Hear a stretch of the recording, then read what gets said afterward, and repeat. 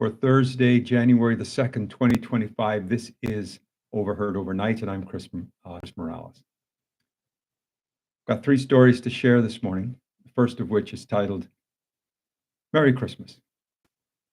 So I had a very good morning on Christmas morning when I woke up to receive this email from Toronto Hydro, and the subject line was Merry Christmas. Wow, I thought. A vendor that I use regularly had the foresight, the smarts to send a Christmas greeting on Christmas morning.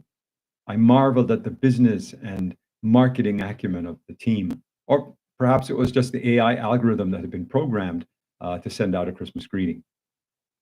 Alas, it was not a Christmas greeting. It wasn't even about Hanukkah.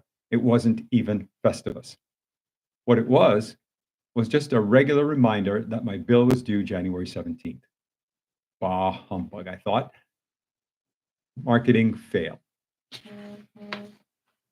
The second story is called Weaponizing Winter. While listening to the news recently, overnight, I heard this line used to describe an act of war. It's called weaponizing winter. Now, it had been used to describe a Russian drone and missile attack against the energy grid in Ukraine on Christmas Eve and Christmas morning. Specific intent was to shut off power to the civilians. People were forced to take shelter, escape from the impending attack. Fortunately, most of which was rebuffed by the Ukraine forces. Tragic enough story.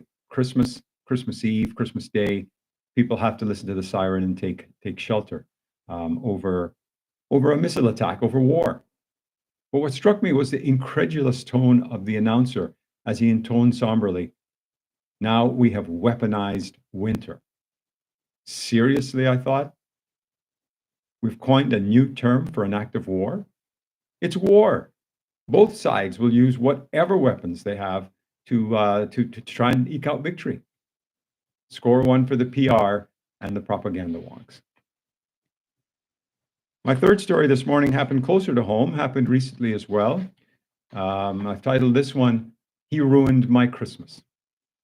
While walking Milo the other morning, Milo, of course, my 7, maybe 8-year-old Yorkie poo, I ran into a neighbor who had some tragic news to share.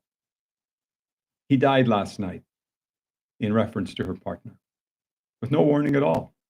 I went over to visit him, and I found him dead.